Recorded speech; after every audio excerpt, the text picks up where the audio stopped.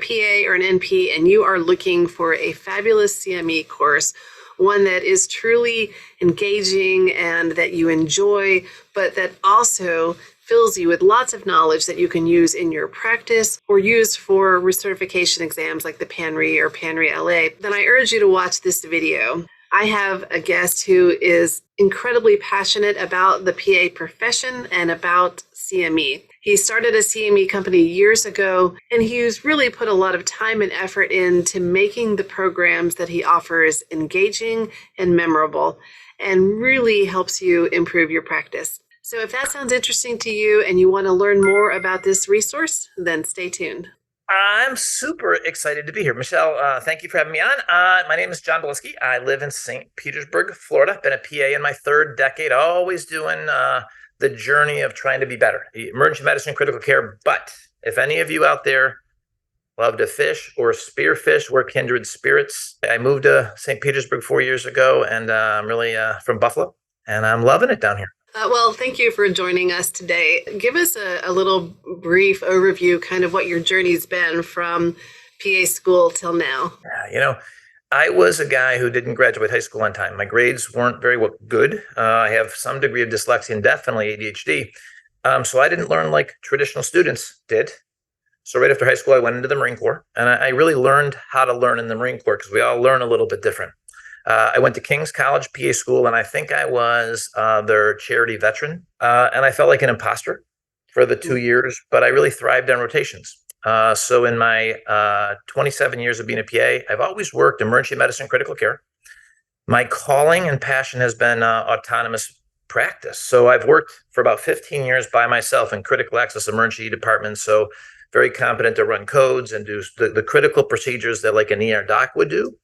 And that really is my passion, taking care of super sick people, but then also teaching these skills to others. That's been my journey. So what made you decide to start your company? Well, first of all, tell us what your company is, kind of what you do in a nutshell and why you started it. Yeah, I started CME4Life 13 years ago, and it really was, I'm working full time. I love teaching. I've had some success teaching at national conferences, at colleges, teaching ACLS. And the one company that saw like the impact of my lecturing said, hey, if you want to do your lecture, we'll film it and sell it. And it was a good deal, but they wanted intellectual property of all my mnemonics. I'm like, well, let me do this by myself. So I had a vision. The vision was, how can I serve the PA community by teaching through video? I started a business in my basement where I got some video cameras. I learned how to do some video editing.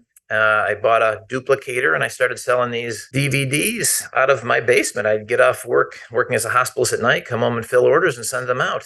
My first year, I thought, wow, maybe I can make a car payment per month. And then all of a sudden I realized there was such a need that it was very successful, having made the Inc. 5000 list 2 years in a row. So it's been a wonderful journey teaching clinicians how to be better clinicians. It's my passion and calling. Tell me what it is, you touched on a little bit, but what it is about teaching that you love so very much. I can just tell you, when I was in high school, I felt stupid.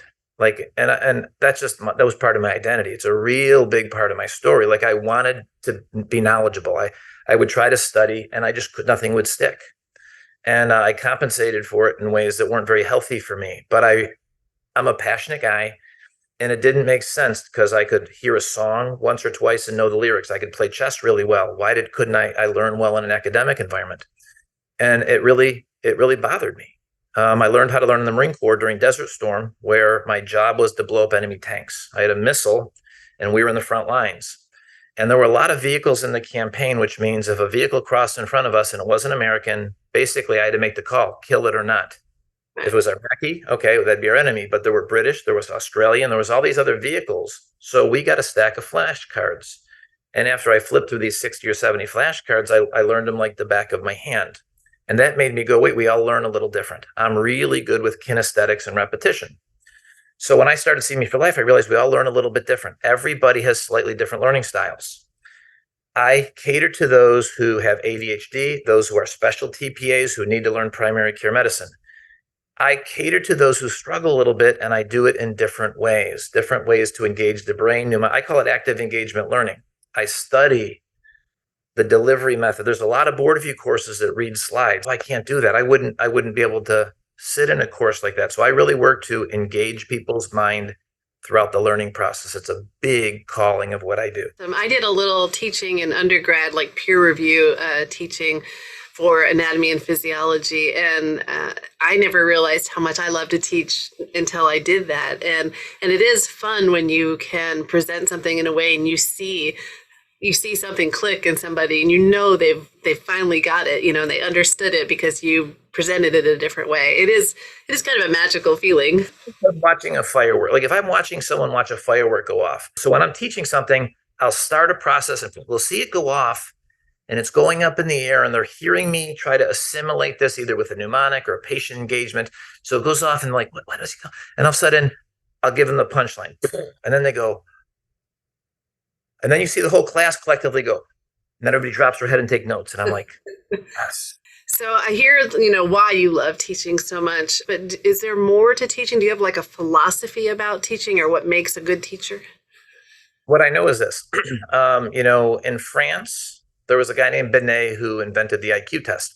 And the IQ test was not initially designed to see who was a genius. It was designed to see who needs traditional teaching techniques. Okay. Because we're all a genius. Albert Einstein said, everybody's a genius, but if you judge a fish by its ability to climb a tree, it will live its whole life thinking it's stupid.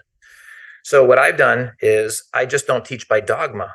There are a lot of instructors who teach just because this is how I was taught. This is how I've always done it. But is it effective?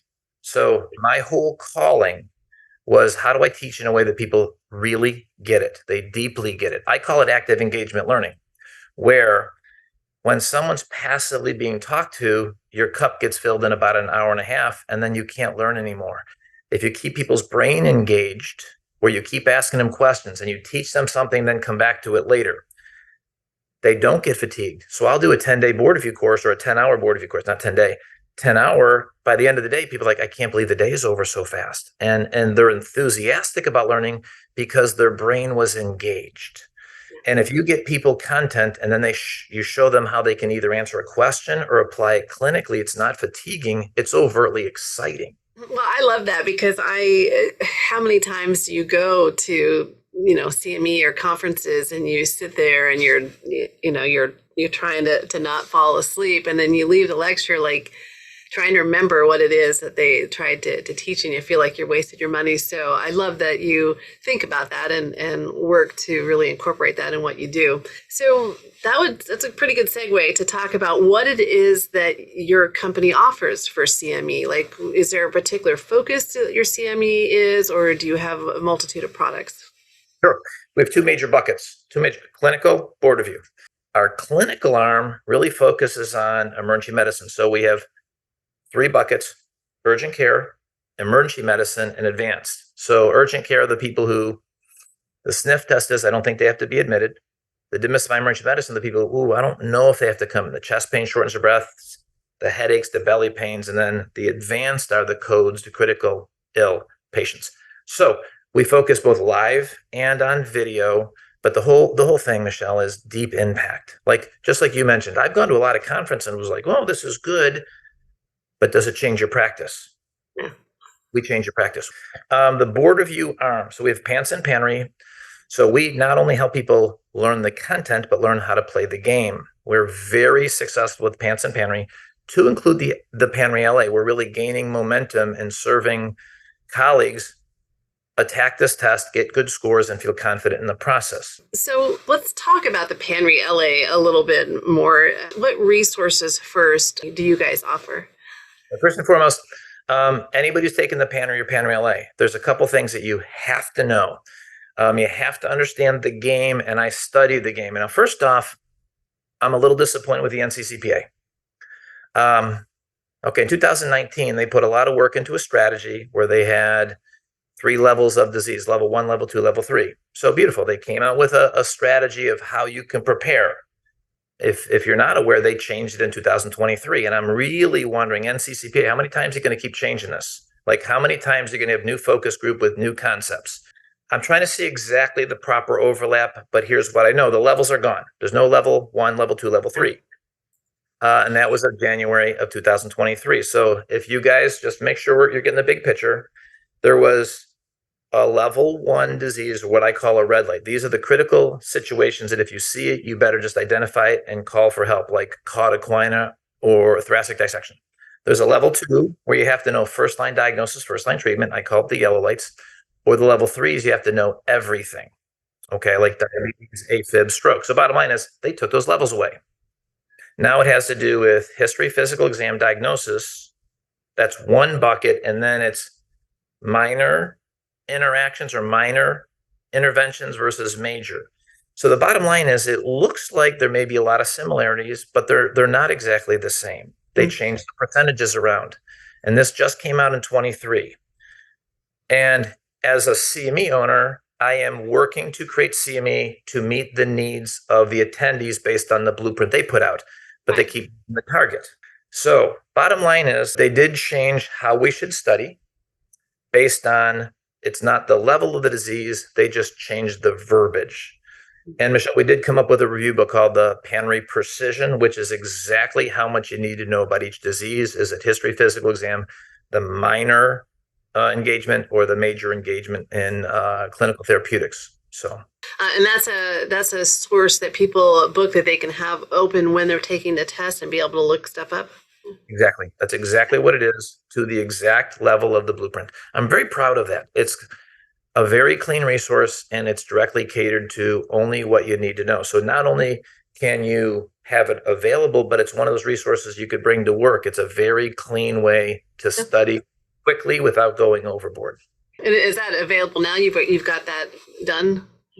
It will be available for purchase next week. We put all the work in with the last 4 months. It's excellent. It's excellent. But hold on. For my colleagues who are taking the PANRE-LA, I'm not convinced you need a resource. I'm not convinced you need it. If you are doing the PANRE-LA, let me give you some pearls.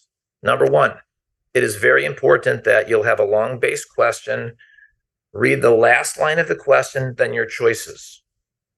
Now, common things happen commonly. The NCCPA is looking for common diseases. So if you see something like primary sclerosing cholangitis, okay, that's not super common.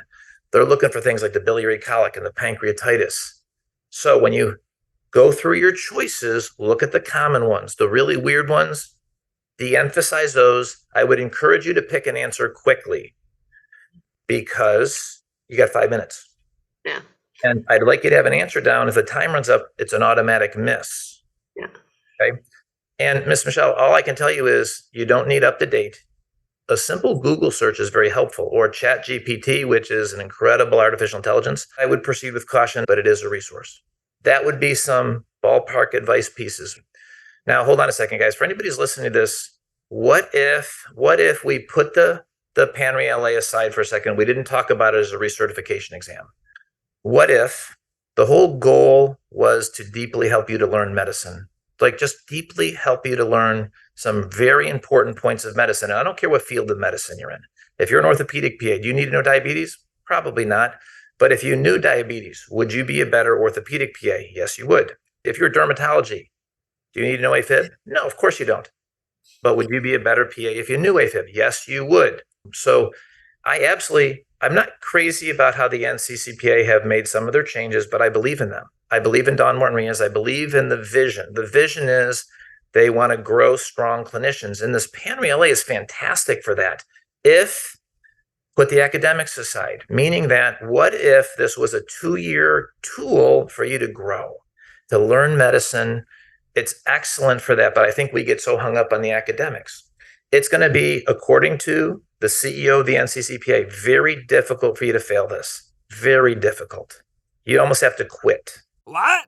All right, well, that's good to know. I think that this is a great option for people, this new way of doing the test, and it suits some people very well. I had the privilege of going and speak with senators and representatives in Florida about the state of PAs and nurse practitioners and docs. And I can tell you that when I spoke with the senators and basically said, hey, listen, physicians have to do a recertification exam. Nurse practitioners don't. PAs do too. That's the standard we hold ourselves to. And it left an impression. I could see almost like, oh, I didn't know you had to recertify as well. Same the way as physicians do. So it's always been part of our job. It's always been part of what we do. And I can tell you, when you go through a board review course, when people come through our course, they're better clinicians when they leave. Yeah. That's the kind of vision that I see is we all want to grow. We all want to be better at our job. At least Yeah. we should. We should. A lot of the frustration with practicing medicine, I know when I'm honest about it, comes from my insecurities that I don't have as much deep seated knowledge as I'd like to have. So I love your idea of using this and how it's intended to be longitudinal learning, right? And to really to grow. And so I appreciate you sharing that perspective. Yeah, I think what happens sometimes, Michelle, is we ask wrong questions, and we ask these big primary questions ooh, like how do I protect my piece of the pie, or how do I preserve? I think we ask a lot of ego-based questions, and me too. But I think when I can relax a little bit and go, how do I serve others? How do I best serve our patients? How do I best serve the docs who hire me? How do I best, like if I'm lecturing in front of an audience, if I'm like a big audience, especially if it's a lot of physicians, I could get nervous. And then I just have to, wait, maybe it's not about you. Maybe it's about being a servant. Go help people. Get out of your own self. Maybe when you study medicine, it's about being a servant. How do we help others? And guys, you can't tell me that getting smarter is not making you better servant. If you learn about PEs and you're better at PEs, and all of a sudden you have an epiphany on PEs, and you diagnose a PE, you just saved a life. Okay, so I just think sometimes we ask questions that put us in a disempowered state. And when I ask an altruistic question, I get these resources and different perspectives. Yeah, that's awesome. That is such a great thing to share, and I appreciate that a lot. So going back to the resources that you have on available in your company for the PANRE/PANRE-LA, because they're the same resources, right? Because they Yes. follows the same blueprint. So if you just will make that a little bit more clear for me, what exactly do you offer people for the PANRE/PANRE-LA? Absolutely. So bottom line is we have a video series. We have a CME Category 1 CME video series that walks you through every single topic at the degree you need to know it. So my concern with my colleagues is they're overstudying. So they're not looking at the blueprint and they're studying way too deep on things that they don't need to. I got you there. If you go through the video series, I will teach you to the point that you need to know without going overboard. Number one, we have live courses. And quite frankly, that's my passion. I love being with my colleagues in an environment where I can share the tools of medicine and really get epiphanies. Oh, I get it now. Now, we also, Michelle, have every Thursday night from 7 p.m. to 8:30. We have a cumulative study program where people come on, and every week we're studying something new that's directly on the PANRE or PANRE-LA. It's 90 minutes. So we typically cover 3 or 4 topics. All of these are video recorded, so you can always watch them on your own. But also what we do is that next Monday, you get a 10-point quiz, making sure you're getting tested on the content. Okay. You can jump on this train at any time. Even though we started it in January, we'd welcome you. We'd welcome you to come on board. And what we're planning on doing is we're going to go through this 2-year journey. And at the end of 2 years, we're going to have a CME where we all get together, and it's like a celebration CME. So we're going to have a CME at a really nice location. Because bottom line is when you see everybody on Zoom every week, it's become a nice little family. So we'd welcome to people to jump on board. Yeah, that's cool too, because not only you're studying, but you're enlarging your network of colleagues around the country. So if they go to your website, there'll be something where they can join that weekly group, right? And then or purchase the other products. Yes, and one of the things, and I didn't mention, was the Panery Precision. Now, the Panery Precision, it was literally finished last week. It will be ready for pre-sale on our website if you'd like. So I always ask to, help out the viewers. Are there any discounts available that we can offer to my viewers? Absolutely, we will have a discount available for your viewers. Great. I love that. I will have the link to the CME4Life website down below in the description box, and also the code that will get you the discount. And is the discount good on any of the products on your website?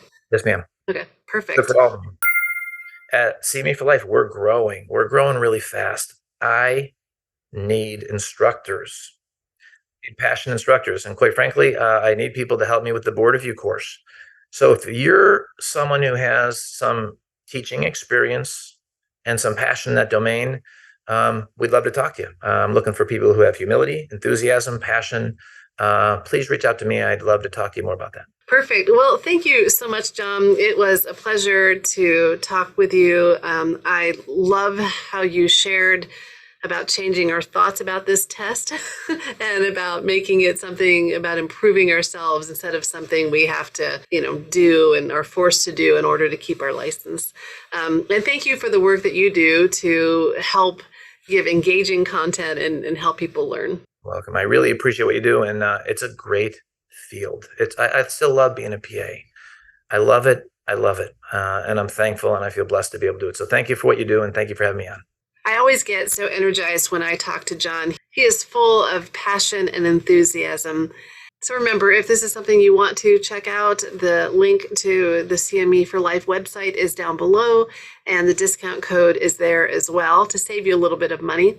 If you're somebody who is watching this video because you are looking for resources for the PANRE-LA or just want to know more about the test, then you might be interested in watching these videos here to tell you all about the test, how it's structured, what the scoring system is like, and also test taking tips and resources. Well, that's it for today.